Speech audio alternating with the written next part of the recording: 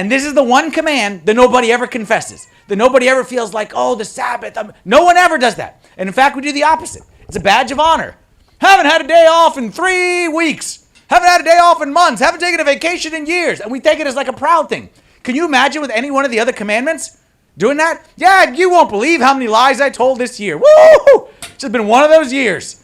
You wouldn't look at it and say, the last time I honored my parents hasn't been since 8th grade. Look at me. Time flies. 8th grade was the last time I did something nice for my parents. You wouldn't do that. But with this one, we're proud. We hold it as a badge of honor. What we're doing is disobeying what God asks us to do. You wouldn't be okay with breaking any of the other commandments. And my goal today, in the next 20, 30 minutes, is to try to convince you not to be okay with breaking the Sabbath commandment either, because it is one of God's top 10. Let's try to first start with the definition. What does the word Sabbath mean? The word Sabbath comes from a Hebrew word, Shabbat, which means literally to stop. Shabbat means to stop.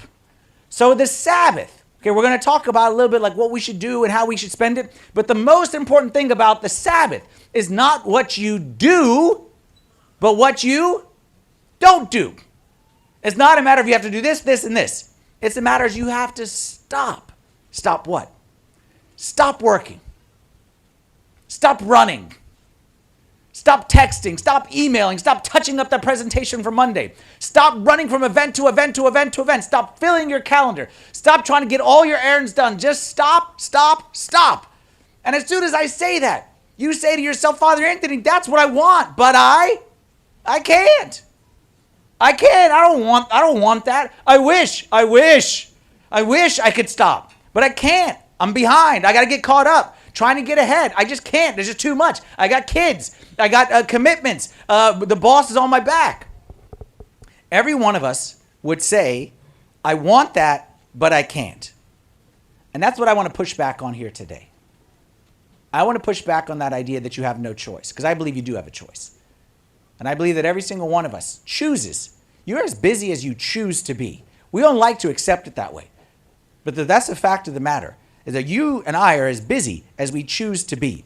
And I believe that while we choose to be busy, we're choosing against our own best interests. That trying to get ahead, that trying to be successful, that trying to have it all, that we're actually working against ourselves. And I believe there's a better way. And that better way is this. It's 6 days of working, 1 day of resting.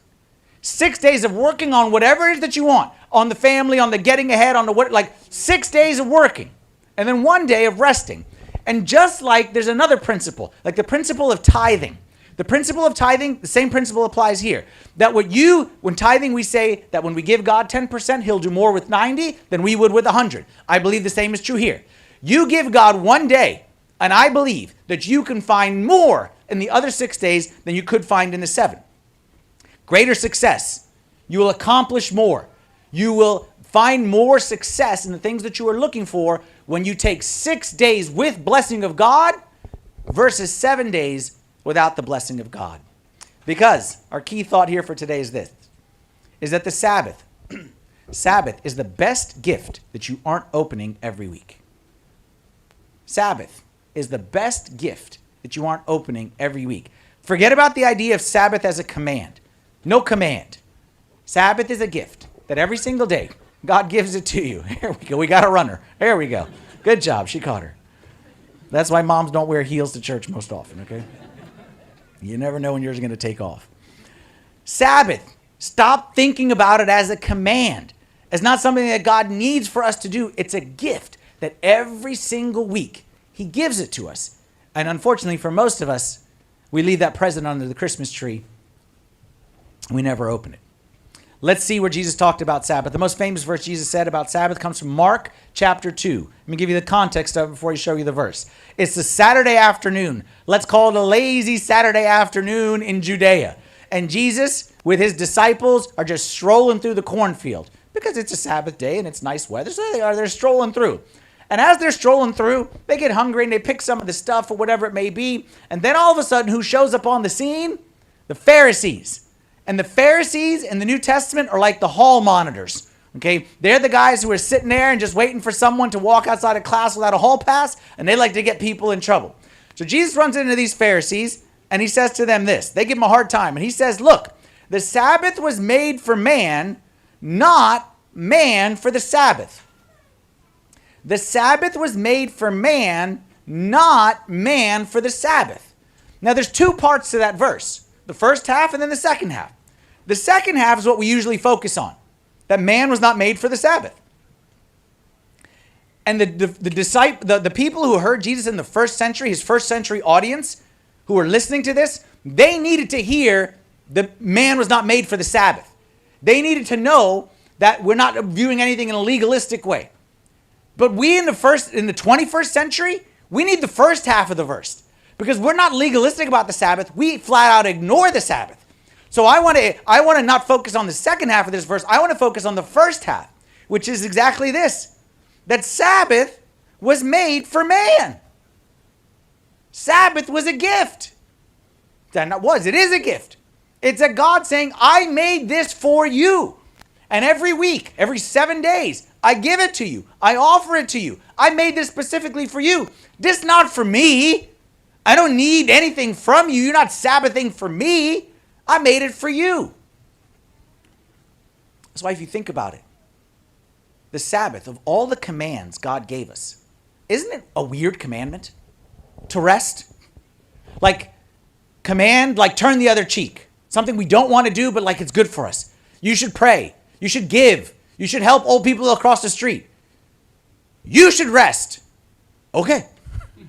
Like commanding rest is like commanding ice cream. You should eat ice cream. You should take a bubble bath. You should go to the beach. Like it's a weird thing.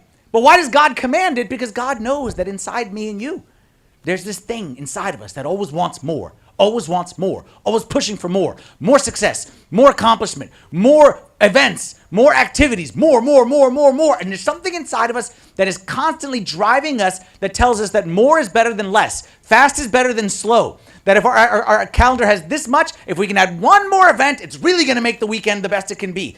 That's something inside of us. So what God said, because you don't know what's best for yourself, I'm going to command you to do something. And you're going to say to yourself, this is easy. This is the best command. But I promise you, this is the one that you're going to struggle with. The murder one, you know inherently it's wrong. The lying one, you know it's wrong. The other gods doesn't make any sense. But this is the one that you're going to be tempted to push back against in the name of being more successful and doing more out of life. And in fact, this command, Jesus spoke about it here. He practiced it. But we just saw that Moses spoke about it much earlier. But you know, this command of the Sabbath goes even before Moses. Go back to the very, very, very beginning. Go to the creation story. Go to the book of Genesis, chapter 2. It says this. It says, on the seventh day, after God created everything, on the seventh day, God ended his work, which he had done, and he, say it with me, he rested. I want to hear everyone say, I want to hear it in Leesburg say it as well. He rested on the seventh day from all the work which he had done. Again, he rested. God rested. But Father Anthony, I'm busy. I got a lot on my plate. It's a busy season. Okay, but wait, shh. God rested. But I'm an extrovert. I need to always be around people. I need to always be doing stuff. I just can't sit still. Okay. But God rested. I got kids. They got diapers. They got play dates. They got taekwondo and soccer and play dates and gyms that they have to work out so they can get to bigger gyms or whatever it may be. Okay. I get all that. I get you're busy. I get you got a lot. I get you're an important person. But God rested.